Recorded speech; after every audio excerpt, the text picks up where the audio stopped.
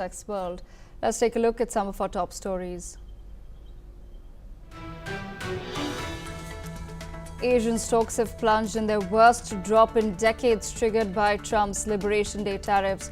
Hong Kong's Hang Seng ends down 13.2%, its worst day since the 1997 Asian financial crisis. Germany's DAX plunges nearly 10% and the UK's FTSE 100 drops 6% as panic hits European markets. France's CAC 40 is also down 7% in a turbulent start to trading in Europe.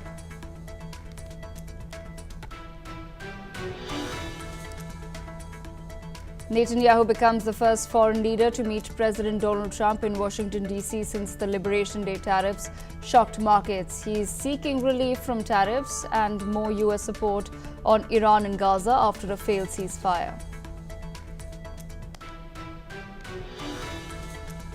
The Kremlin says that it's ready to help ease U.S.-Iran nuclear tensions. This follows Donald Trump's threats to bomb Iran if Tehran doesn't strike a deal with Washington.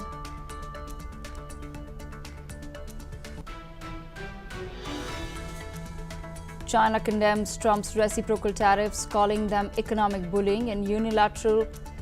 Beijing says threats and pressure won't work and accused the U.S. of putting its interests above all others.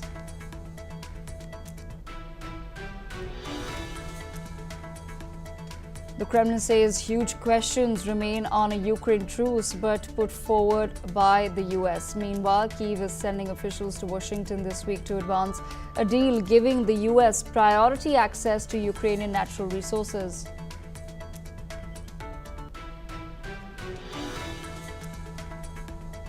French President Emmanuel Macron says Hamas should have no place in Gaza's future and must not threaten Israel. While speaking in Egypt, he backs the Arab League's Gaza reconstruction plan.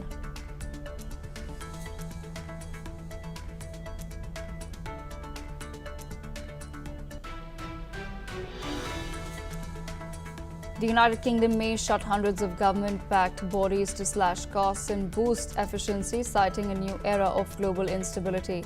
Targets include bodies like Network Rail and the Migration Advisory Committee.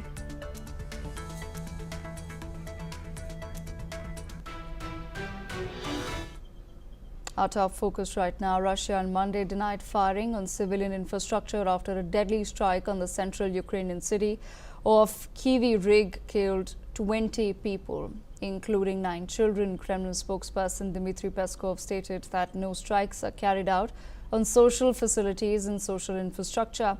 This has come after Russian strikes hit the Ukrainian capital Kyiv on Sunday, killing 1 and injuring 3. Later, Russia's defense ministry claimed the capture of a village in Ukraine's Sumy region in a rare cross-border advance. However, Ukraine's border guard countered the Russian claim as disinformation.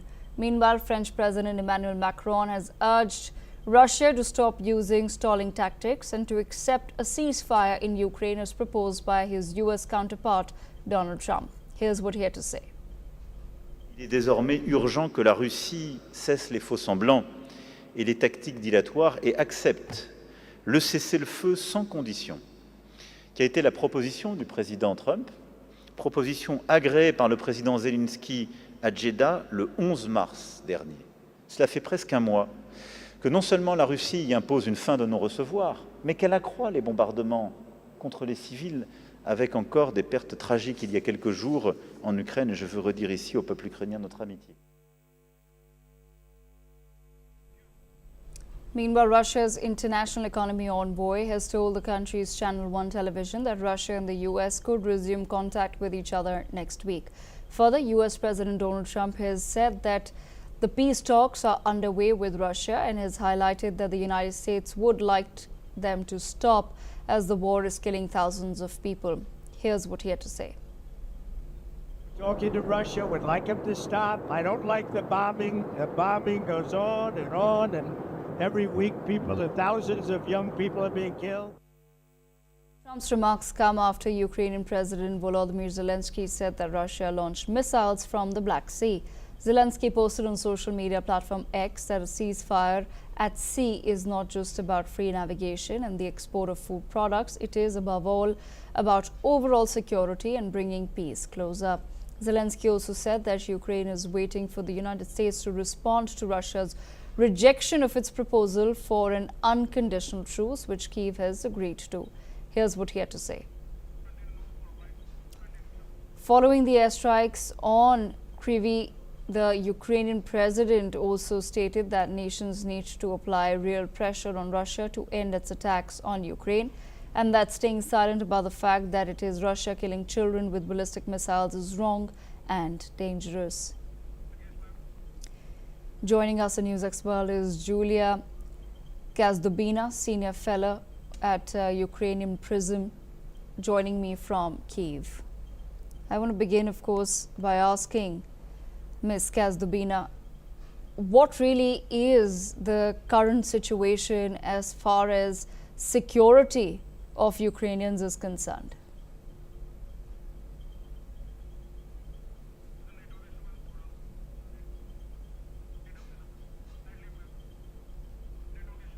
I believe to have a network issue with Ms. Kazdubina. We will be joined with her shortly. But this is the latest that we're tracking for our viewers. Following the airstrikes in Ukraine, Volodymyr Zelensky has stated that nations need to apply real pressure on Russia to end its attacks on the nation, and that staying silent about the fact that it is Russia killing children with ballistic missiles is wrong and dangerous. These comments come as peace talks continue in Saudi Riyadh.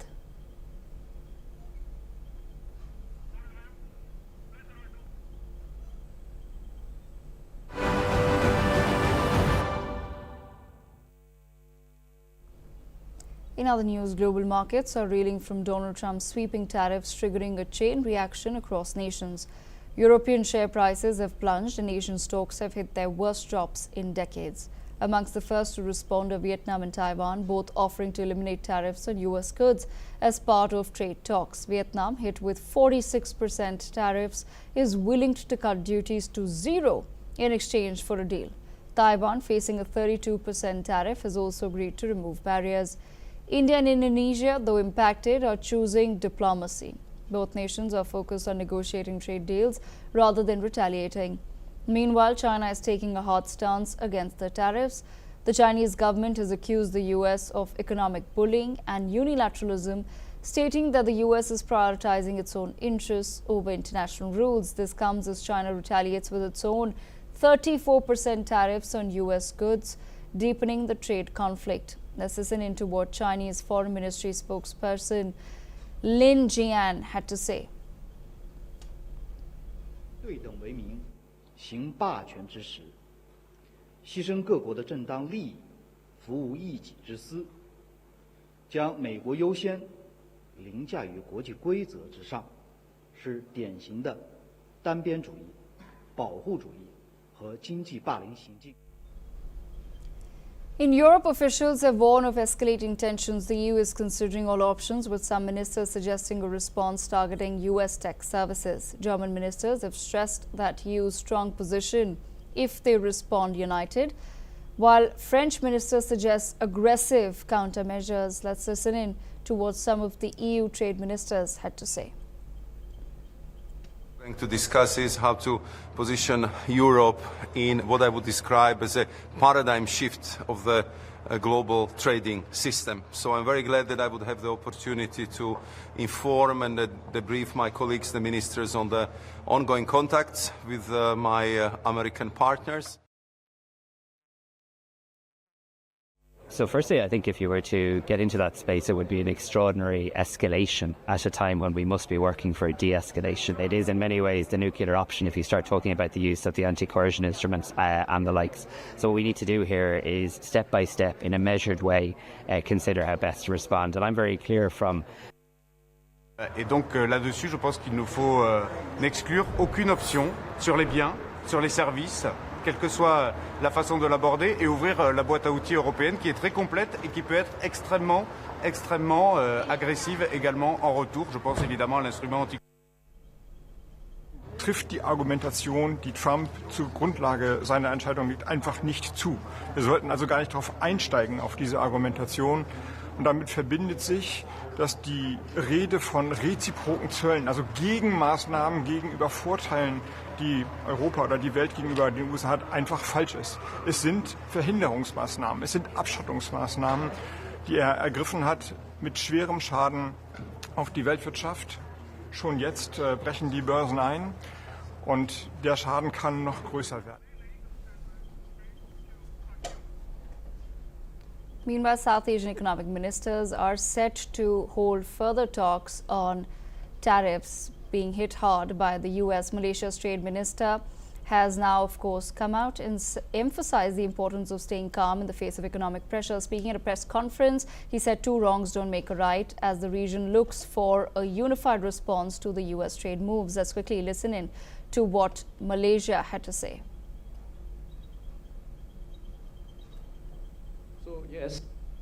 So yes, so far as from my understanding, there's no retaliatory tariff being imposed by countries of our members of ASEAN.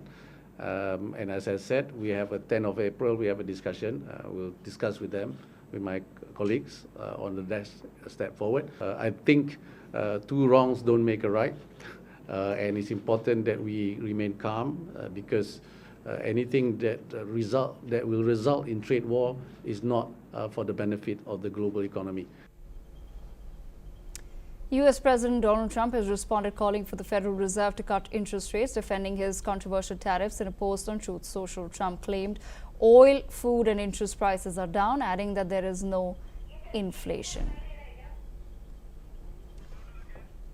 Joining me on the broadcast is Mr. Levon Hampartzumian, CEO and Chairman of the Management Board of UniCredit. Joining me from, of course, Bulgaria. Mr. Levon, I want to understand from you, European equity markets are experiencing their worst session since the outbreak of the COVID-19 pandemic in March 2020, as US President Donald Trump has reiterated his commitment to eliminating US trade deficits, particularly with China, while denying any intention to fuel market turmoil. How exactly are European leaders and European markets reacting at this point in time? Well, it will be very difficult at this point of time to generalize about the response because we hear different things from relatively hard response to more soft and negotiating and all that. It's quite clear that we will go through the phases of response. As you know, this typical sequence of anger, denial, bargaining, and acceptance. But most probably there will be efforts to have some at least short-term bargaining to clean the warehouses, if you want. But in a longer term, obviously there will be heavier restructuring of world and European production and supply chains and all these things, because quite clear that these things which are happening in US are not for we are not going to disappear overnight. And even if the previous setup, which was built for almost 70 years, is now destroyed.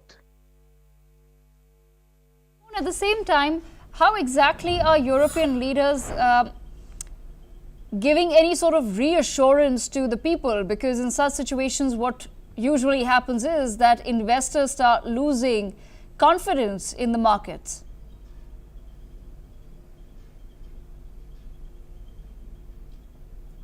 $500 million people, which of course it's fragmented and all that, but of course internally it can absorb part of the shock.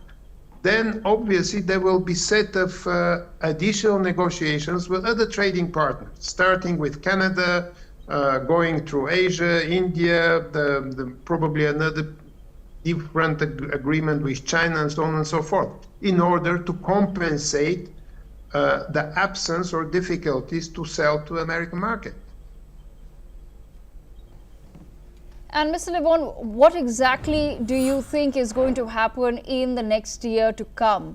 Will the markets at some point in time stabilize, or are you hoping that leaders and countries will open up talks with the United States of America, which may give some respite to the economies?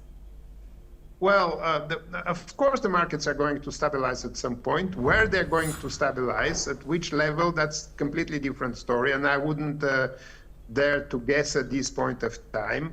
But definitely there will be a recession and inflationary pressure on all the economies involved because we are destroying, in this point of time, we're destroying the commercial setup of the world. It might be not the ideal from any point of view, but it was working. And now it is having a significant difficulties to work in the old way. And obviously finding a new way is not going to happen overnight. Absolutely. Mr. Levon, thank you so much for joining us on NewsX World. We leave it there. You're welcome. Israeli Prime Minister Benjamin Netanyahu has arrived in Washington to meet Donald Trump. The two world leaders will discuss several crucial issues, including the recent U.S. tariffs imposed on Israel and the ongoing conflict in Gaza. Netanyahu is expected to ask Trump for a reprieve of 17% tariff set to be imposed on Israeli imports. The leaders will also talk about Iran and the growing threats from the region, as well as the war in Gaza. Upon arrival, Netanyahu met the U.S. Commerce Secretary Howard Lutnick and the U.S. Trade Representative Jamieson Greer. Back in Gaza, Israel has continued its airstrikes targeting multiple locations. One strike hit a tent housing journalists near Nasser Hospital in Khan Yunis, killing at least 2 people and injuring 7 others. Separate strikes on other parts of Gaza killed more than 50 people, with residents of 5 neighborhoods in Deir el-Balah being ordered to flee. This comes as Israel intensifies its military operations after a ceasefire collapse. Israel's military has said around 10 projectiles were fired from Gaza, prompting Netanyahu to order a strong response to the rocket fire. In the midst of the military escalation, French President Emmanuel Macron met with Egyptian President Abdel Fattah al-Sisi in Cairo. Macron has urged for a ceasefire in Gaza and called for the lifting of the blockade on humanitarian aid to the region. al-Sisi also emphasized the vital need to re-establish the ceasefire. He also rejected any calls for the forcible transfer of Palestinians from their homeland. al-Sisi warned that lasting peace would remain out of reach as long as the Palestinian cause remains unresolved. Let's listen in to what Emmanuel Macron and al-Sisi had to say.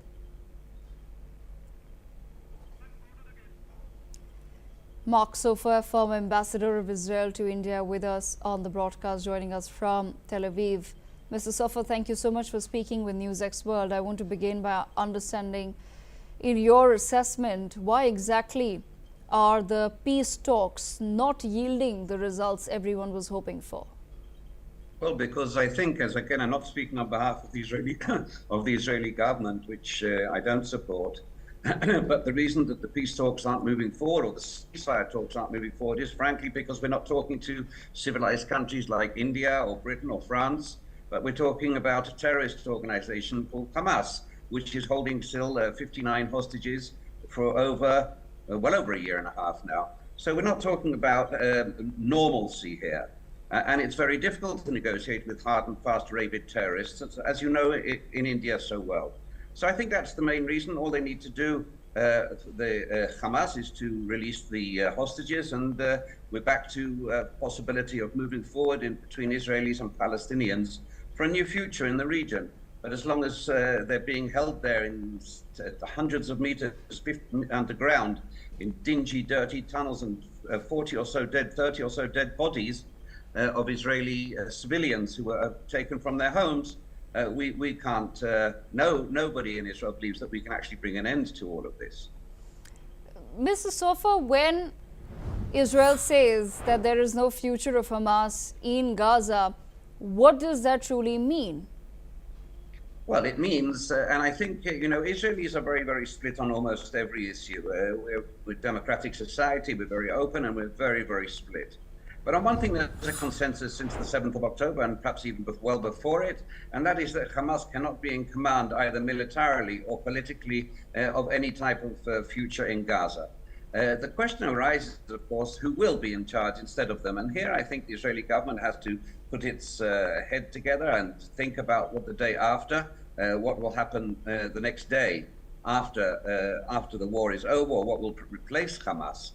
But it means that Hamas will not have any holding either militarily or politically in Gaza in the post-war arena. And now we have to discuss who will have it. And that really we haven't, the current Israeli government hasn't taken the bull by the horns, probably for internal political reasons.